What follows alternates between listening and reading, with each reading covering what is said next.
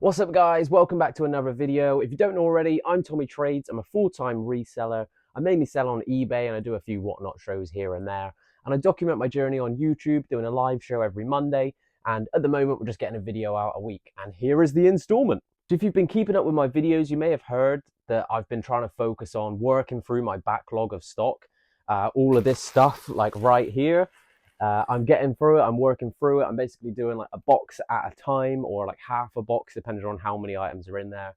Some of the boxes are bigger than others, but mainly trying to go for like 15 items at a time to get them photographed and then have another stack ready to go for the next day. So I'm photographing 15 items a day at the moment, and that feels really good. But I was getting to this place of like, my contacts out at the different charity shops were sort of telling me that they had good stock in, they had bits in, they had stuff that would be good for me.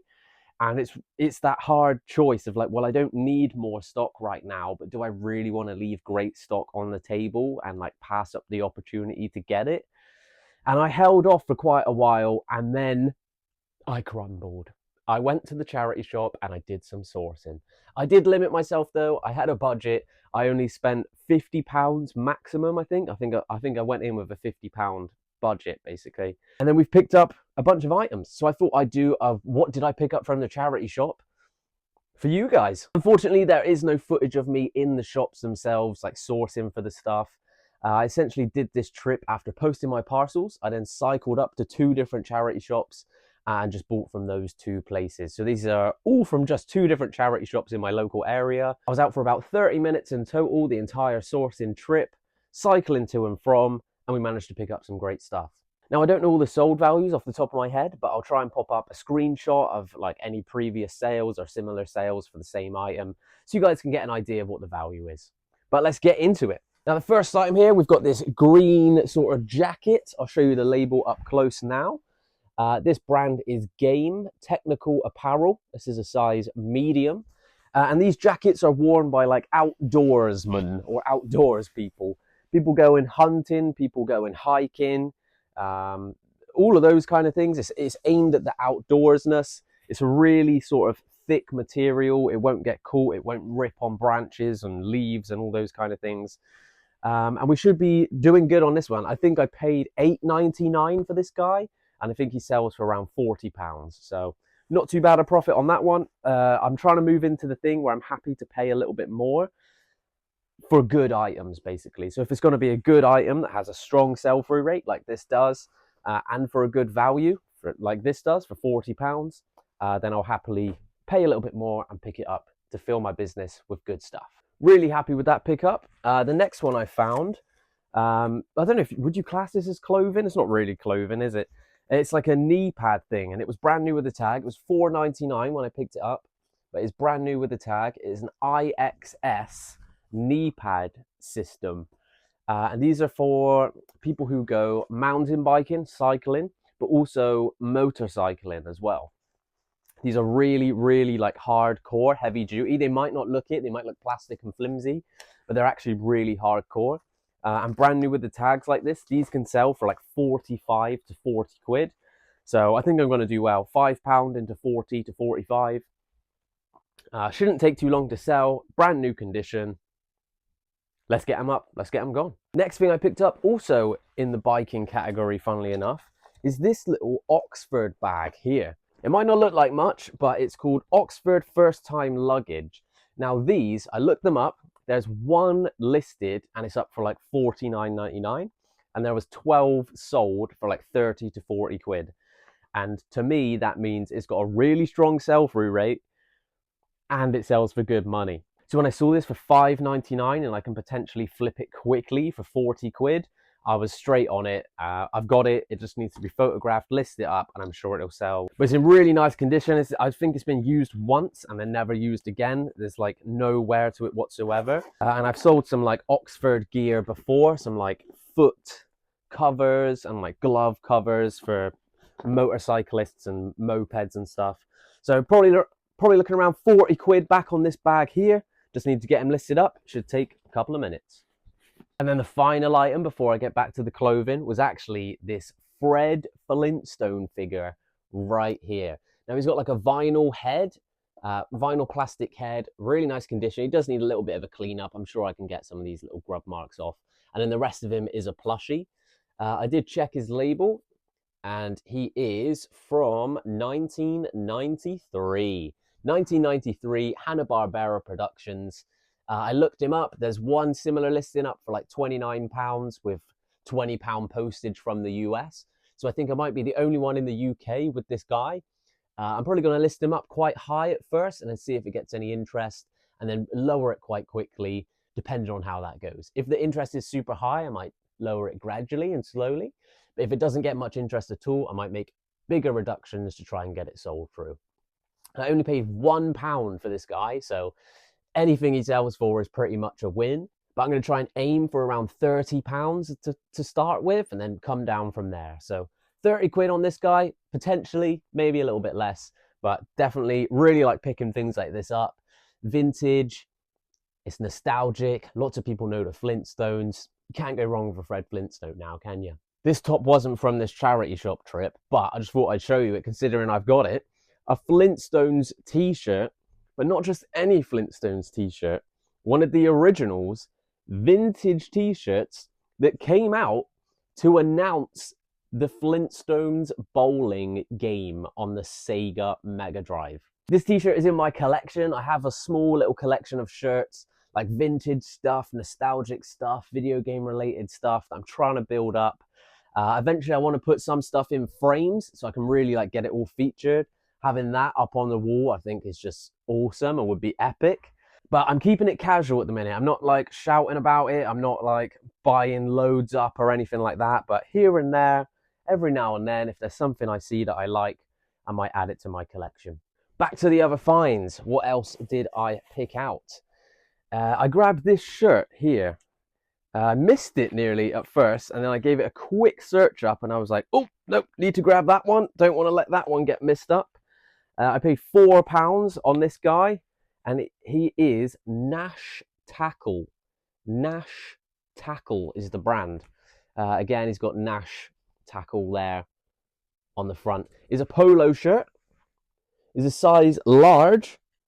And when I look these up, they're anywhere in the 30 to 40, £50 range at times. Is this one of those secret brands that is worth loads of money that no one knows about? Or have you heard of this brand before? Let me know in the comments if you've heard of it. Or let me know if I've just taught you something new. Nash Tackle. I've never sold it before myself, but by the looks of the sell-through rate and the value of it, the sell-through rate looks decent. It's not like crazy off the moon or anything. But I think we should do pretty well on that one. £4 spent. I'm expecting like £30 back on the low end, maybe 25. Next item we picked up, this one spoke to me, right?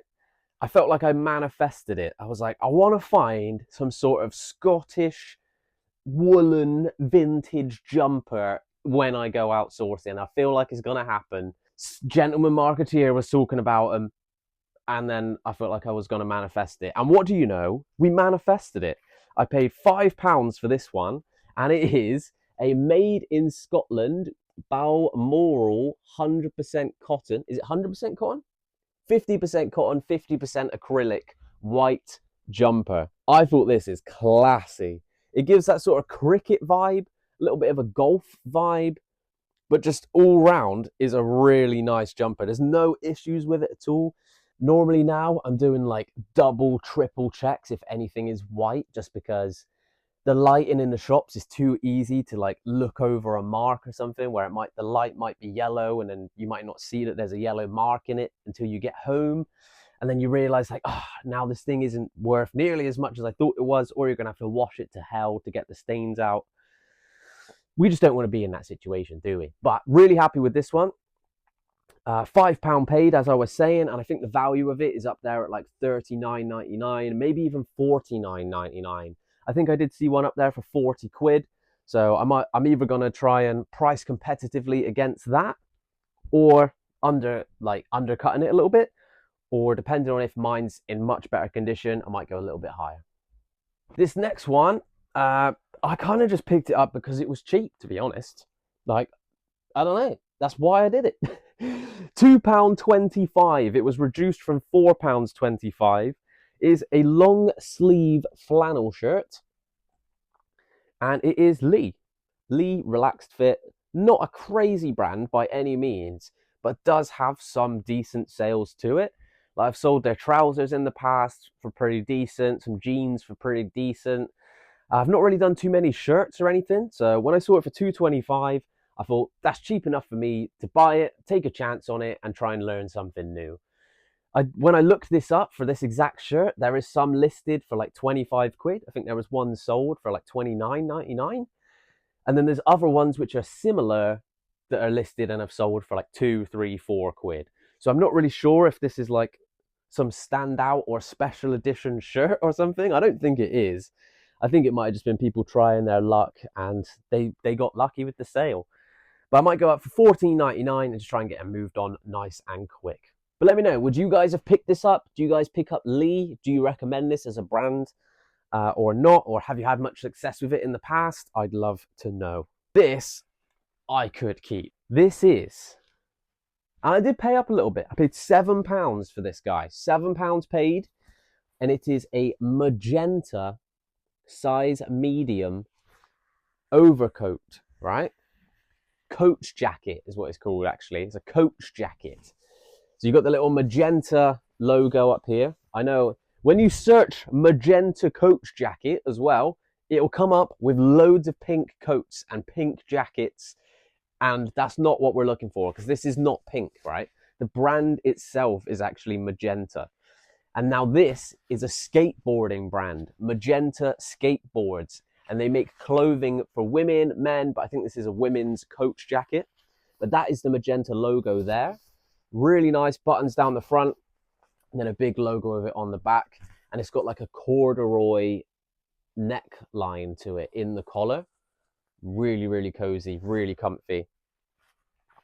And then if you actually open it up inside as well, it's got like a super soft lining in there, as if it's like a jumper. It's not just like a microfiber mesh, it's actually got like a jumper lining. Really, really nice. Like that is my exact style. I'm going to try it on even. I'm going to try it on. There's a little mark just on the sleeve here that I will need to wash off first. Little mark just there. Didn't notice that at the time of purchasing it. Otherwise, I would not have paid £7. Oh, it does fit me, you know. Guys, did we just find a keeper? Did we just find a keeper? I can't go keeping all my stock now, can I? But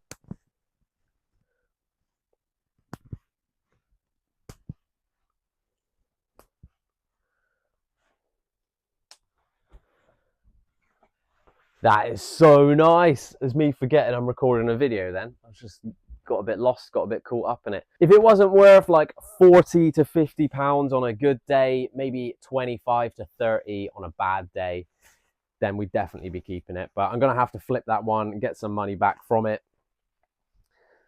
Really, really nice though. I didn't know I liked that style of jacket, but now I do. There you go. Next item, this was an interesting one. I want to know if you guys would have picked this one up as well. See, I paid $5.99 for this, right?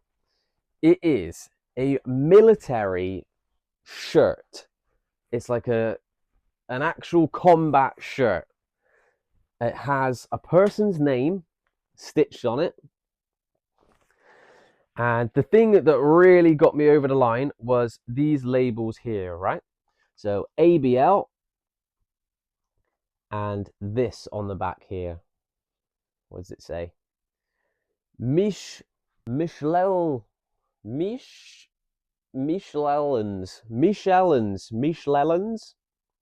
That right there. That means this can be worth all the way up to like 50 to 60 quid. Now, I don't know whether it is or not. I'm sure there's some nuance to the shirts, which ones are worth it, which ones aren't. I'm going to have to do a bit more research into that to make sure that it really is worth that much. I think my money's safe either way. Like, even if I sell this on the low end, I think it's going to go for around 20 quid on the low end if I've got this all completely wrong. But I think, having done my research right, this should be worth at least 40 to 50 pounds. It literally says 1985 on it. And yeah, this is a vintage military combat shirt. If you guys know anything else about this or this brand or that name, what ABL means, if you guys know, let me know in the comments, and that'll really help me out when I come to listing this guy. There was another military, like tactical shirt right next to it at the time I was buying it, but it didn't have the same brand. It wasn't as good. It like had a bit of a cheap look to it, and it didn't look or feel like an authentic one. It looked like a brand had made one in the style of that, so I avoided picking that one up. Moving on to the last couple of items now. Now this, I simply couldn't resist, right? This is so cool. Adults rain jacket, brand new and sealed in the pack. Vintage by Deuce. Look at that for marketing. Look at that. And then that is the coat that you get in the back. That is so cool. I want to like obviously take this out of the pack and like hang it up and show the jacket properly when I sell it, but I don't want to take it out of the pack at the same time. Like, it's brand new and sealed in there. I'm not sure how we're actually going to do on this one. I paid £5 for it. I did a little bit of research in the shop. I was seeing some listed for like 15, 20, 25, 30. And then I checked some of the solds, and there was a couple solds in the like 25 to 30 range. But they also had like international postage applied to them. So I'm not too sure of its actual value. Don't know if it's even going to appeal to anyone in the UK market on eBay, but we will see, right? I'll get it listed up. We'll find out anyway. And then last but not least, I picked this one up here. I paid $9.99 for this. Let me know if you would have paid the same, if you wouldn't have paid that at all. But it is a vintage Kappa puffer jacket. Extra large on the size. Puffer coat. Kappa embroidered on the front there. Puffs all the way down. Puffs all the way down. Such nice condition. No holes, no marks, no issues. It literally looks like someone's bought this and has worn it maybe once or twice and then just hung it up and never worn it again. And it's just been kept away really well. Like, that's what I'm surprised about, is how good a condition this is all in. Kappa property of there with no signature. I just couldn't believe how good a condition it was in. I'll show you the label here. Vintage label. Vintage extra large Kappa puffer jacket. I think my £10 is safe with this one. I think we can easily get £30 to £40 for this guy, especially while we're in the peak season for it. But if it doesn't sell like through January into February, then I'm going to start to look at reducing the price then. Because although it is Q4 up until Christmas, right? It's still winter until like February, March kind of time, where it starts to turn back into spring. So don't think just because Christmas is over that you can't sell coats and jackets and all those kind of things. Now is the time to be getting them up. If not a month ago, now is the best time. And that's everything that we picked up. I'm really happy with myself though, because I feel like normally I would have picked up more things and they might not have been as good. Whereas this time I've really tried to hold off and only pick up the stuff which I think has a good value, a stronger sell-through rate, and like actually has some demand for it anyway. With like the branding, the styles, like all of that sort of stuff. These items seem to have it all going for it. The Lee shirt may be a bit debatable. Everything else I think was a good pickup and should see a good return from it too. But that's everything I've picked up from the charity shops. Video is now done. I'm going to get back to doing my photographs, keep working through all of this clothing, get all of this stuff listed up as well. Thanks for tuning in. I'll catch you in the next one. And if you want to see more from me, click this video right here and you can. It'll be something you're interested in. I mean, YouTube's recommending it to you, right? So click on it. They think you might want to watch it. Peace.